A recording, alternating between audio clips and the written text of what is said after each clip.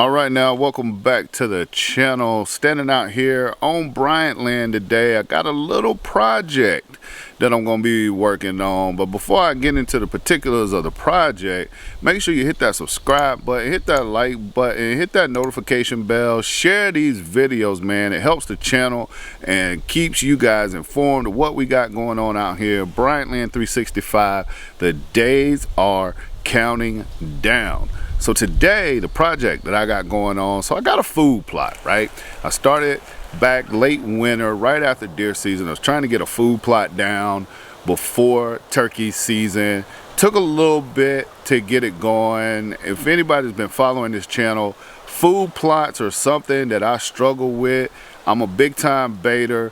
No, it's just easier. It takes a lot of work, but it's a lot easier getting a destination food source established baiting than it is doing food plots. And that's just for me. Maybe there's some of y'all that are out there that feel like that as well.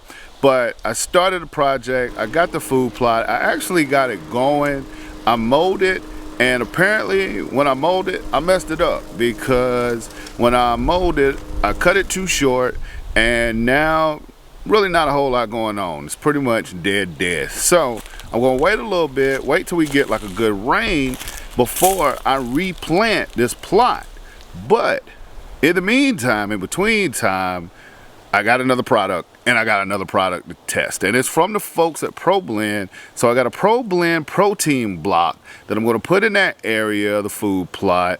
The deer still keep coming in and out of there, so I'm going to put that down and see how they take to it. You know, I love testing new products, so I'm gonna check it out and see how the deer like it, see how they take to it. So let's go get started on it. Hey, almost forgot, real quick. Shout out to Daniel and all the fellas over there at Smith Farm Supply and the good folks at ProBlend who saw my ProBlend review video and saw how I've been out here grinding and stuff on YouTube, and actually gave me a block to do this test with. So shout out to them, man. Appreciate y'all. All right, now let's go get into this project. All right, let's get the party started. Opening up the block, got it on the ground, but let's take a look at the ingredients. I always want to know what you're feeding your deer. The molasses products is what sticks out to me the most. That's going to be your draw, along with 14% crude protein, 10% crude fiber, not a lot of salt, 5% fat. But as you can take a look at the block, nicely pressed. It's got that corn in it, and as you can see how I have it set up here, right there by my camera, you see my blind over there in the corner. But the thing that's really going to stick out here, look at that time stamp, 3:50 a.m. I dropped that block the same day earlier. And then again at 7 a.m., they're already nibbling on it. Didn't take them long to find it. Got some fawns going to work on it with their mom, 9:46 a.m.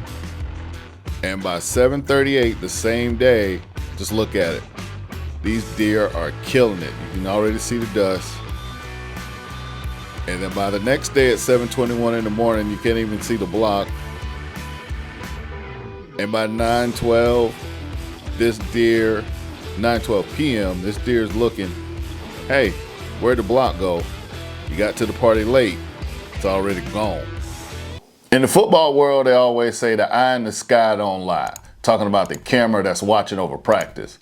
Well, out in the woods and when it comes to hunting, the camera on the tree will always tell me.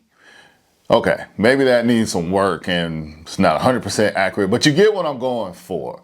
The bottom line is, with this block, as you saw based on the video, the deer found that block and they were on it just like that. Now, the downside to that, if you will, is they were on it just like that, but they also devoured it just like that. Super attractive, super tasty. Those deer were on it. Hell, they didn't even give the coons a chance to get in and get a nibble. If you saw on those videos, those deer were on that block and they tore it apart.